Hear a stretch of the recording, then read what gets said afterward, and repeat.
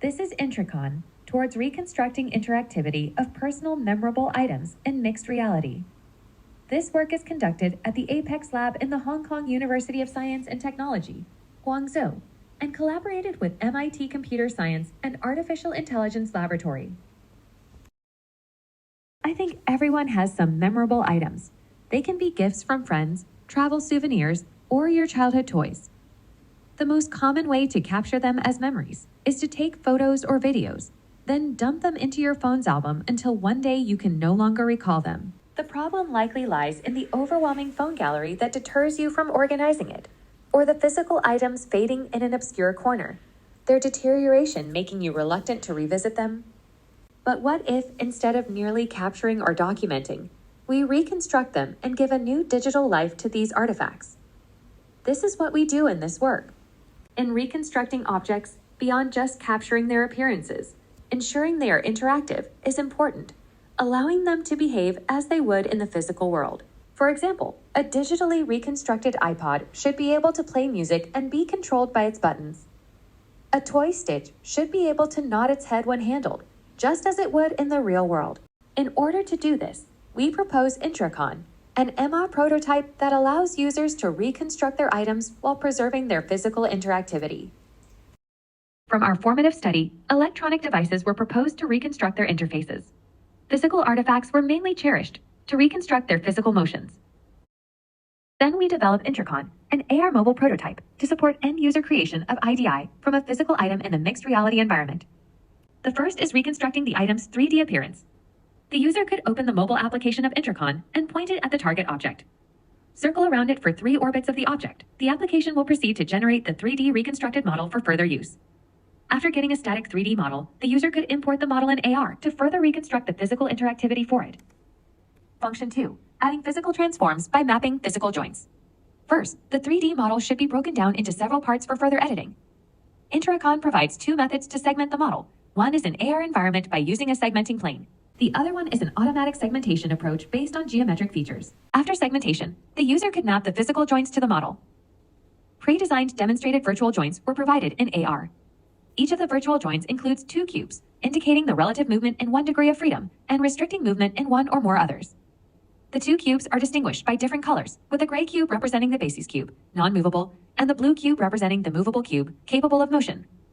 The user could use their hands to touch the blue cube to observe the relative movement features of each joint until they identify one that resembles the physical artifact. When finding a similar one, select the movable segment of the model using a pinching gesture and click the movable button to confirm. Then pinch the base segment and apply the joint to the model.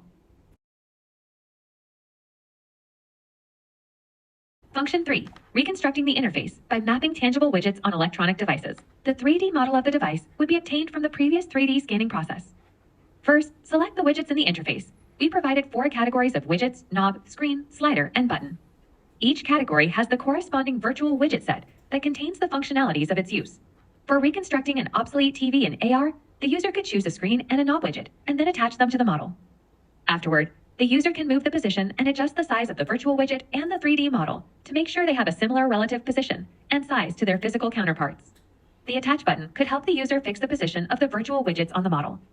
If the widget is not 3-dimensional, such as the button on an iPod, the user could attach button widgets on it and press the invisible button to make the virtual widgets invisible if needed, while preserving their functions that could be triggered in their positions. Thus, the user could trigger the function on model without seeing the virtual widgets. After the user uploads embedded content from the electronic device, the content will be synchronized with the Contents menu in AR. Then, select the content type video, audio, and picture. Press the video button to release the 3 embedded videos that users uploaded and drag them to the TV model to import. Then the user could play the video triggered by the mapped knob.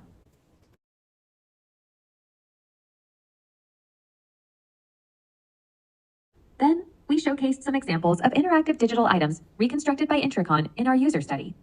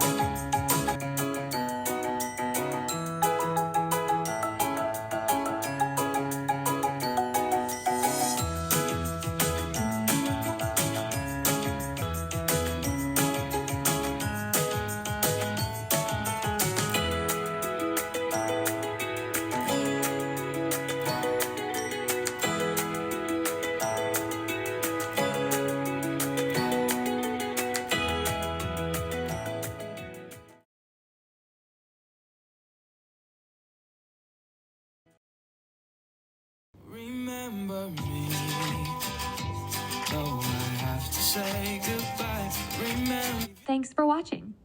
For more details, please refer to our paper.